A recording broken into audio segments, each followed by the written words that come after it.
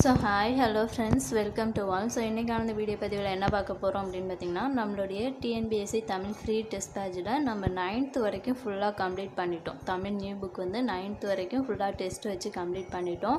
10th ஸ்டாண்டர்டை பொறுத்த வரைக்கும் இயல் 1 வரைக்கும் கம்ப்ளீட் பண்ணிட்டோம். ஓகேங்களா? ஸோ இன்றைக்கி வந்து இயல் 2 மற்றும் 3 ஸோ இதுக்கான டெஸ்ட் கொஷின் தான் பார்க்க போகிறோம். ஸோ இது பிடிஎஃப் வந்து ஃப்ரீ தான். உங்களுக்கு எப்படி டவுன்லோட் பண்ணணும், ப்ளஸ் நீங்கள் எப்படி டெஸ்ட் எழுதி உங்களுடைய ஆன்சரை வந்து எப்படி சப்மிட் பண்ணணும் அப்படிங்கிற டீட்டெயிலான வீடியோ தான் அது. ஸோ வீடியோவை முழுமையாக பார்த்துட்டு படிச்சுட்டு அதுக்கப்புறமா கொஷின் பேப்பரை டவுன்லோட் பண்ணி டெஸ்ட்டை வந்து அட்டன் பண்ணி பாருங்கள். ஸோ ஃபஸ்ட்டு வந்து படித்து முடிச்சிடுங்க. முடிச்சுட்டு ஏன்னா 10th ஸ்டாண்டர்டுங்கிறது ரொம்ப முக்கியமானது.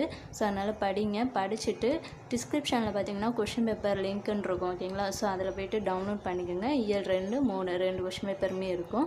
ஸோ அதிலே பார்த்தீங்கன்னா ஆன்சர் கீயும் இருக்கும். ஓகேங்களா? ஸோ டெஸ்ட்டு எழுதி முடிச்சுட்டு உங்களுடைய ஆன்சரை நீங்கள் செக் பண்ணுங்கள். செக் பண்ணதுக்கப்புறம் கமெண்ட் செக்ஷனில் நீங்கள் வந்து எத்தனை கொஷின் கரெக்டாக ஆன்சர் பண்ணிடுவீங்க. ஸோ இப்போ இயல் 2ல் பார்த்தீங்கன்னா 50 கொஷின் கேட்டிருப்பேன். இயல் 3ல் 50 கொஷின், டோட்டலாக பார்த்தீங்கன்னா 100 கொஸ்டின்ஸ் இருக்கும். ஸோ 100 கொஸ்டினுக்கு நீங்கள் எத்தனை கொஸ்டின் கரெக்டாக ஆன்சர் பண்ணியிருக்கீங்க அப்படிங்கிறத மறக்காமல் வந்து கமெண்ட் பண்ணிடுங்க.